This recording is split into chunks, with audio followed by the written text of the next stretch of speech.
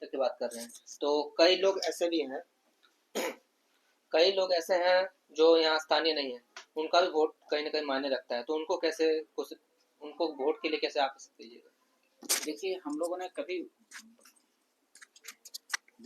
कभी भी बाहरी भीतरी और इसके लिए नहीं रहे हैं, समझे। हम लोगों ने कहा है कि अगर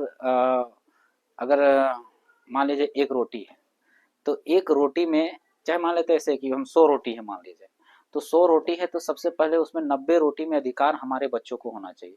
अगर 10 रोटियां बच जाती हैं तो 10 रोटियां हम उत्तर प्रदेश वालों को भी देंगे और बिहार वालों को भी देंगे, गुजरात वालों को भी देंगे। हमने कभी नहीं कहा कि वो 100 के 100 रोटियां हमारे ही हैं। नहीं, भारत अगर राज्यों का संघ है तो उनका भी अधिकार है, लेकिन देंगे। लेकिन कहिएगा कि 100 में 90 रोटी हम लेंगे, उत्तर प्रदेश वाले, बिहार वाले, बंगाल वाले, उड़ीसा वाले को देंगे, तो ये सही नहीं है, ये कतई कहीं सही नहीं है। उसकी हम बात कर रहे हैं, हम कभी बाहरी भीतरी की बात नहीं की। हमने कौन से जो बाहर के लोग आए यहाँ बिजनेस कर रहे हैं, किसको हम लोगों ने भगा दिया? भगाए किसी को? ठेला लगा रहे, खुमचा लगा, बिजनेस बिजनेस खोल रहे, बड़ा बड़ा फैक्ट्री लगा रहे, कभी किसी को हम लोग विरोध किया? नहीं किया। हम लोग बस यही कहते हैं कि अगर किसी तरह का नौकरी हो, किसी तरह का पद हो, लाभ का पद हो, चाहे प्राइवेट हो सरकारी हो, तो पहला अधिकार झारखंडियों को मिलना चाहिए। देखिए झारखंडी का हमेशा एक संस्कार रहा है कि ये लोग का पेट भरता है तो हमेशा हमारे घर गांव घर में मेरा एक रहता है कि बकरी रहता है, कुछ भी रहता है, तो अगर गांव घर में अगर थोड़ा सा खाना बच जाता है तो हम लोग बकरी को भी देते हैं। तो कहने का मतलब है कि अगर हमारे पास बच जाएगी नौकरी, अगर हमसे हमारे बच्चों को हम दे लेंगे, बचेगी, तो हम आपको भी देंगे। अभी जो लोकसभा चुनाव पार हुआ, इसमें भी आप लोग बढ़ चढ़ के कोशिश किए थे। क्या कुछ कमी रह गया, जो अभी आप देख पा रहे हैं? देखिए हमारे पास जनाधार है ना, हमारी विचारधारा हमारे पास है, विचारधारा के कारण हमारे साथ हमारे लोग हैं। पर हमारे कमियां रह गई कि तो बूथ को क्या बोलते हैं, चुनाव का एक अलग प्रक्रिया होता है। तो चुनाव प्रक्रिया में कहीं ना कहीं हम उस टाइम में सांगठनिक प्रक्रिया बनाने में चूक गए थे, थोड़ा सा चूक हुई थी। उसके बाद हमारा चूक हुई बूथ मैनेजमेंट में, हमें नहीं आइडिया था कि बूथ मैनेजमेंट कैसे किया जाता है, ये आइडिया नहीं थी। तो जिस कारण से हमें लगा कि यहाँ पर हम लोग चूक हुए। तो अब इस बार के चुनाव में हम लोग उसको सुधार लिए गए। हमारे संगठन जो है जिला स्तर से लेकर प्रखंड स्तर से लेकर पंचायत स्तर से लेकर बूथ स्तर तक तैयार हो चुकी है। पहले लोकसभा के टाइम में हमारा प्रखंड स्तर तक बना था, कहीं कहीं पंचायत स्तर तक बना था, बूथ स्तर तक नहीं बन पाई थी। तो इस बार हम लोगों ने बूथ स्तर तक भी बना लिया है और डोर टू डोर कैंपेन भी चला रहे हैं। साथ ही साथ में हमारा जनसंपर्क अभियान सभी प्रत्याशियों ने शुरू कर दिया है। तो हम लोग इस बार बेहतर रिजल्ट की ओर हैं। इस पर कितना सीटें आने की उम्मीद है? देखिए ये तो भविष्य की बातें हैं, इस पर हम टिप्पणी करना नहीं चाहेंगे, क्योंकि भविष्य की चीज़ें अगर मनुष्य के नॉलेज में रहती, ज्ञान में रहती, तो फिर आदमी का पता नहीं दुनिया चलता कि नहीं, हम नहीं बता सकते। इसलिए भविष्य की चीज़ें भविष्य को भविष्य पर ही छोड़ देना चाहिए। वर्तमान में हमेशा मनुष्य को जीना चाहिए। हम भी वर्तमान में, हमारा काम है मेहनत करना। रिजल्ट अगर हमारी मेहनत अगर अन्य पार्टियों से अच्छी रहे तो हमारा रिजल्ट रहेगा, और हमसे बेहतर अगर अन्य पार्टियों की रहेगी तो अन्य पार्टियां का रिजल्ट रहेगा। अन्य पार्टी की बात करें तो वो वोटर को लुभाने, कैंडिडेट को लुभाने के लिए एक से एक योजना निकाले हैं। मैया सम्मान योजना है, गोगो दीदी योजना है। आपके पास क्या बड़ा हथियार है? देखिए एक्चुअली में ये जो मैया सम्मान योजना या गोगो दीदी योजना है, ये एक्चुअली मैया का सम्मान नहीं है। मैया यानी बहन, बहन का सम्मान नहीं है। बहन का सम्मान क्या 1,000 रुपये में हो सकता है? नहीं हो सकता है। लेकिन अगर अब सही, तो सुन रहे 2500 कर अरे देंगे। 2500 में भी नहीं हो सकता है। बहन का सम्मान किस में हो सकता है? उसकी बेहतर शिक्षा में हो सकता है। आज बताइए, इसी का घोषणा था कि महिलाओं के लिए हम अलग विश्वविद्यालय की स्थापना करेंगे, मैनिफेस्टो में था जेएमएम के। आप बताइए कि के को विश्वविद्यालय का स्थापना हुआ महिलाओं के लिए? एक भी बता दीजिए पूरा झारखंड में। तो महिला सम्मान वहां ना होता, महिला सम्मान वहां होता जब हमारे बच्चियों के लिए प्राथमिक स्तर की जो शिक्षा है उसको सुदृढ़ किया जाता, मजबूत किया जाता निचले स्तर से। उसके बाद जो माध्यमिक स्तर की शिक्षा उसको सुदृढ़ किया जाता, उसका हायर सेकेंडरी का जो एजुकेशन है उसको सुदृढ़ किया जाता। तब बच्चियों का सम्मान था, तब मैया सम्मान योजना था। हमारी बच्चियां पढ़ लिख लेती, उसके बाद उसके लिए अच्छी रोजगार की व्यवस्था होता, तब मैया सम्मान हो जाता। आज देखिए, आज हमारे बच्चियां पढ़ लिख लेती हैं तो उनको यहाँ के बहुत सारे लोग, मानव तस्करी के मामले आए हैं भारत में। उसके आंकड़े बताते हैं कि 2773 के आसपास केस दर्ज हुए भारत में। ये मैं नहीं कह रहा हूँ, नेशनल क्राइम रिकॉर्ड ब्यूरो के आंकड़े कहते हैं, जिसमें से 363 केस के आसपास या 367 के आसपास में केस जो है दर्ज हुए केवल और केवल झारखंड में। जो मानव तस्करी यानी ह्यूमन ट्रैफिकिंग यानी मानव बच्चियों को बेचा जाना, ये दुनिया का सबसे शर्मनाक विषय होता है। और उस शर्मनाक विषय में सबसे टॉप अव्वल दर्जे में आता है झारखंड। और यहाँ के बच्चियों को वेश्यावृत्ति के लिए वेश्यावृत्ति के लिए, यौन शोषण के लिए बार बार हम इस बात को दोहरा रहे हैं, बार बार हम मीडिया में इस बात को उठा रहे हैं। तो ये पूरा मेट्रोपॉलिटन सिटी जैसे मुंबई, दिल्ली, कोलकाता, बेंगलुरु जैसे शहरों में बेचा जाता है और अन्य देशों में भी बेचा जाता है। तो अगर हमारे बच्चों को क्यों बेचा जा रहा है? क्योंकि उनके हाथ में थोड़ा बहुत पढ़ी हैं, उनके हाथ में अशिक्षित रह गई हैं, थोड़ा बहुत पढ़ी लिखी हैं, तो उनका हाथों में रोजगार नहीं है। रोजगार नहीं रहने के कारण लोग आते हैं, दलाल बन के आते हैं और हमारे बच्चों को काम के बहाने से कह के हम दिल्ली में काम दिलवा देंगे, मुंबई में काम दिला देंगे, चेन्नई में काम दिलवा देंगे, पता चलता है कि वहां ले जाके बेच दिया जाता है बंधुआ मजदूरी करने के लिए, वेश्यावृत्ति करवाने के लिए। तो ये कितना दुर्भाग्य की बात है झारखंड के लिए। क्या ये मैया सम्मान योजना? मैया सम्मान योजना तब है जब इन बच्चों को, हमको शिक्षा की बात करें हम तो पूरा ऑल ओवर झारखंड की शिक्षा कितना 66% और महिलाओं का कितना 55%। सोच के देख लिया, यानी 50% के आसपास में सरकारी आंकड़े हैं। कितना दुर्भाग्य की बात है। और केरल की देख लीजिए, महिलाओं का शिक्षा स्तर कितना है वहां पर, पुरुषों का 96 है और महिलाओं का 90 के आसपास है। हमारा शिक्षा स्तर कहाँ है और उसका शिक्षा स्तर कहाँ है? अगर सही में महिलाओं को शिक्षा और माने मैया को सम्मान देना चाहते तो उनके एजुकेशन पे सम्मान दीजिए। अब ये सरकार, जेएमएम की सरकार कहती है कि हम आदिवासियों की सरकार है, आदिवासी की सरकार है, इसलिए वो लोग इसको चलने नहीं देते। तो एक बात बताइए, आदिवासियों की सरकार है तो रामदयाल मुंडा ट्राइबल इंस्टीट्यूट है, उन्होंने अपनी एक रिपोर्ट पेश की। इस रिपोर्ट में कहा है कि पूरा भारत में आदिवासी जो है, सॉरी पूरा झारखंड में आदिवासी जो है वो 16% ही मैट्रिक पास कर पाते हैं। उन्हें महिलाएं जो है मात्र 9% ही मैट्रिक पास कर पाती हैं। तो मैया सम्मान वहां होता ना जब महिलाओं को 9% से बढ़ाकर 90% लिटरेसी रेट को किया जाता, लेकिन वहां नहीं। ये सरकार केवल और केवल बोका बनाने का काम कर रही, केवल और केवल चुनाव को कैसे ध्रुवीकरण, वोटों को कैसे ध्रुवीकरण किया जाए इसका काम कर रही है। और इस जनता को समझना पड़ेगा, हर पब्लिक को समझना पड़ेगा कि 5 साल तक इस सरकार ने कोई भी काम पूरा नहीं किया है।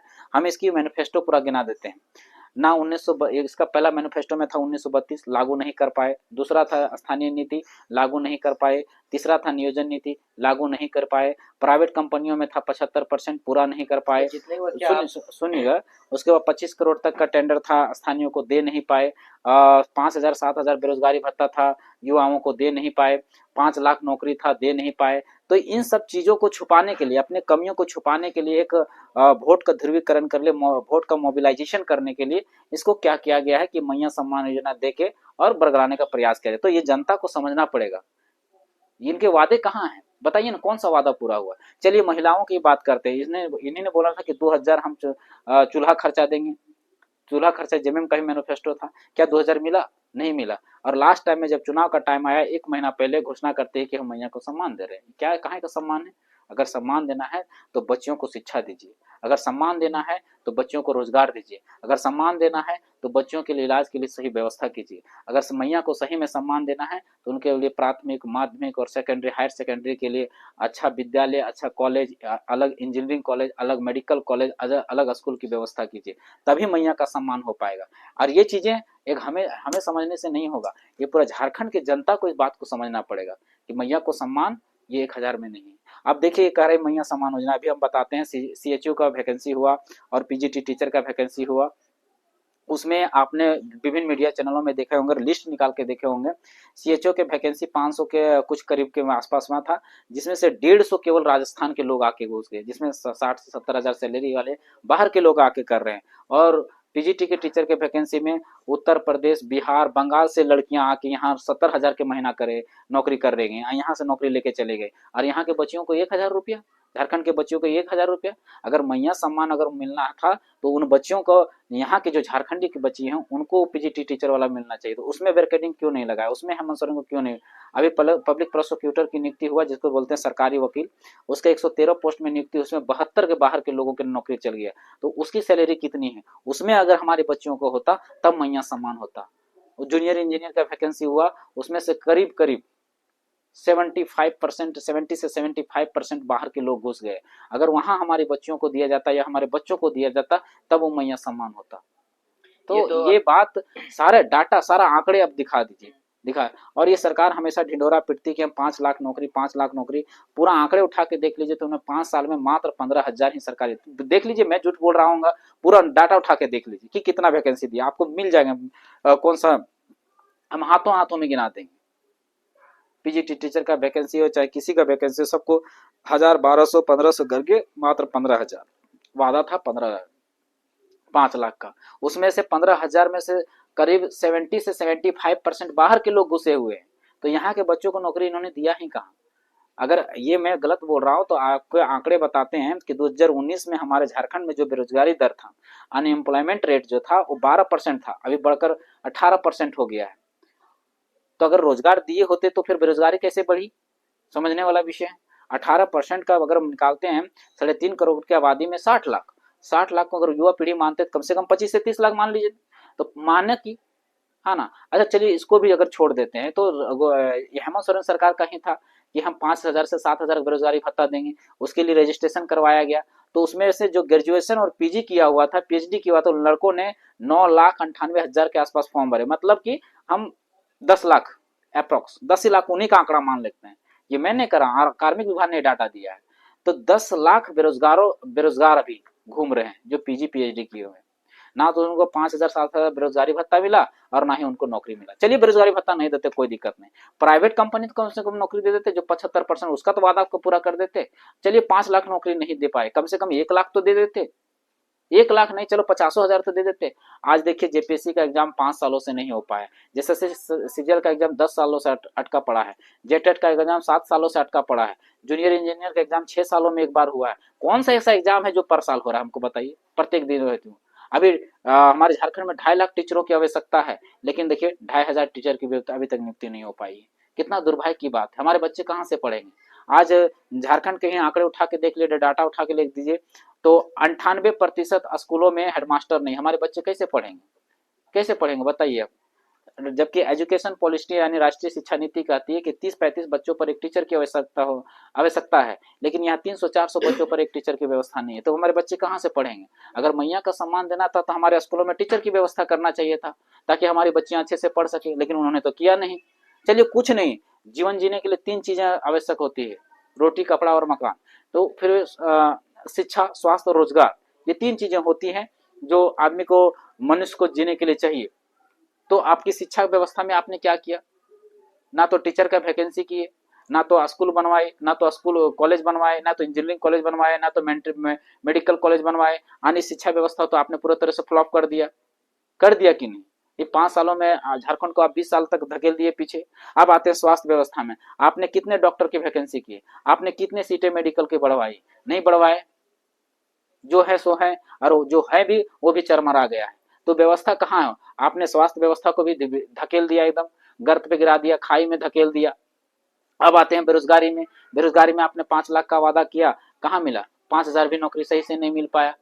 तो इनमें भी युवा पीढ़ी को धकेल दिए। तो ये युवा पीढ़ी को, माताओं को, बहनों को और झारखंड की जनता को समझना पड़ेगा कि ये दोनों जो सरकारें हैं, बीजेपी की और जेएमएम की, जो गठबंधन की सरकारें केवल और केवल जनता को बुड़बक बनाने का काम कर रही है, लॉलीपॉप देने का काम कर रही है। इसमें फंसना नहीं है और एक अच्छा गवर्नमेंट का चुनाव किया है।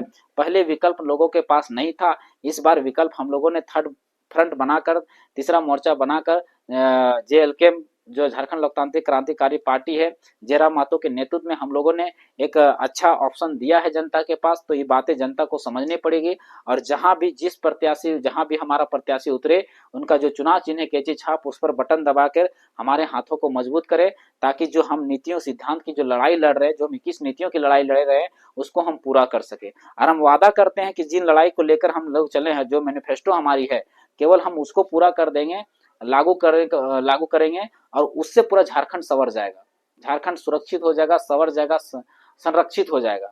ऐसी हमारी प्लानिंग, ऐसा मेरा विजन है। तो हमारा विजन तभी सक्सेस होगा जब झारखंड की जनता हमें मौका देगी। और जीतने के, अगर आप लोग सत्ता में आ जाते, जीत जाते हैं, तो आप लोग का भी अगर उस तरह बदल जाएंगे तो फिर? नहीं नहीं नहीं, हमारा बदलने का हमारे पास क्या है, बड़ी बड़ी पार्टियां हैं, बड़े बड़े लोग हैं, वो लोग को डर रहता है सत्ता कि हम इतना पैसा कमाएं तो ईडी से कैसे बचाएं, सीबीआई से कैसे बचाएं। हमारे पास कुछ नहीं है, हमारे पास केवल जनता का प्यार है, जनता का प्रेम है, हमारे पास केवल विचारधारा है। और वो विचारधारा के बदौलत ही आज तक हम लोग यहाँ पर खड़े हैं। आज हम लोग लोकसभा में 8.5 लाख पार्टी निर्दलीय लड़े और 8.5 लाख वोट आते हैं, और एक जन्म 3.5 लाख वोट आते हैं बिना इसका। तो आप समझ सकते हैं कि हमारे साथ कितना लोग हैं। हम वोटों के आधार पर देखें तो 8.5 लाख वोट, 8.5 लाख लोग हमारे साथ हैं। और एक विधानसभा स्तर पर अगर टुंडी विधानसभा में बात करें तो 60,000 वोट आया था, यानी 60,000 लोग हमारे साथ हैं। तो समझने वाला विषय है। और कितना लोग जो चाहते हैं, जो जिन्हें वोट नहीं दे पाए, तो हमारे साथ क्या है हमारे साथ? ना तो पैसा है, ना तो धन, ना संपदा, ना गाड़ी, ना घोड़ा, ना बंगला, कुछ नहीं। लेकिन लोग हमारे साथ क्यों हैं? 60,000 लोग हमारे साथ क्यों हैं? अगर वोट के आधार पर ही माने, हमारी विचारधारा के कारण है कि ये नहीं, ये हमारा भविष्य की बात कर रहा है, हमारे हक की लड़ाई लड़ रहा है, हमारे हक हकूक की बात कर रहा है, हमारे दर्द, हमारी पीड़ा, हमारा शोषण जो हुआ है उसकी बात कर रहा है, इसलिए हमारे साथ है।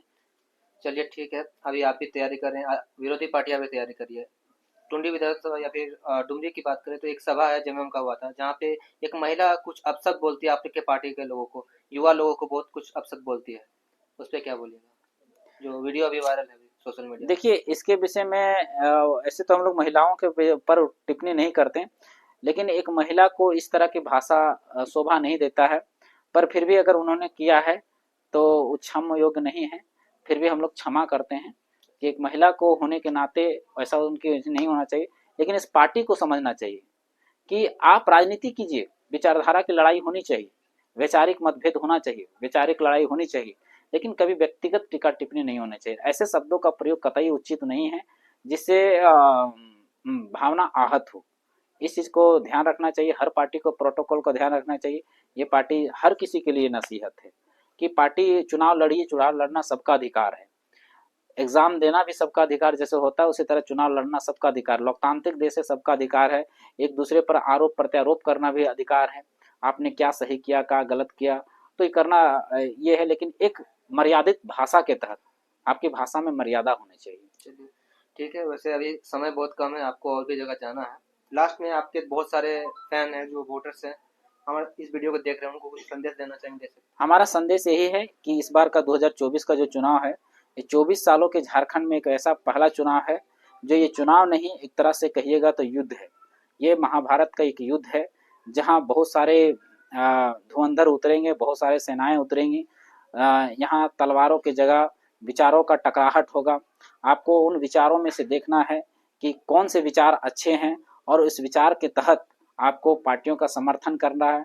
और इस बार का चुनाव में अगर जेएलकेएम पार्टी को या जयराम महतो की पार्टी या मोतीलाल महतो का जो संगठन है उसको वोट करना है तो करें, लेकिन ना करना है तो एक बात का एक संदेश देना चाहेंगे कि दारू, मुर्गा, पेट्रोल, धोती, साड़ी, लुंगी, 5 किलो चार, पैसा, जाति, धर्म, लिंग, संप्रदाय से ऊपर उठकर वोट करें। वोट एक अच्छे कैंडिडेट करें, वोट एक अच्छे प्रत्याशी को करें जो पढ़ा लिखा हो, जो आपके हक अधिकार की बात करता हो, जो रोजी रोजगार की बात करता हो, जो नौकरी चाकरी की बात करता हो, जो आपको सुरक्षित करने की बात करता हो, जो आपके झारखंड को बचाने की बात करता हो, उनको वोट करें। क्योंकि झारखंड बहुत सालों, 24 सालों का शोषण, दंश, पीड़ा और दर्द झेला है। इस बार मौका है आप लोग के हाथों में उससे निकलने का। तो एक बार हम कहेंगे कि जो थर्ड फ्रंट बना है जेएलकेएम यानी हमारा कैंची छाप, उसको एक बार विकल्प बनाएं और एक बार वोट करें। बस यही हमारी अपील रहेगी आप जनता से। धन्यवाद। जोहार, जय हिंद, जय झारखंड। तो ये थे हमारे साथ मोतीलाल महतो, जो कि अभी टुंडी विधानसभा के प्रत्याशी हैं। आज का ये वीडियो कैसा लगा? चुनाव चुनाव में किसकी जीत होती है ये तो रिजल्ट के बाद ही पता चलेगा। तो आपका ये वीडियो कैसा लगा कमेंट सेक्शन में बता सकते हैं। तो मिलते हैं नेक्स्ट वीडियो में। जोहार।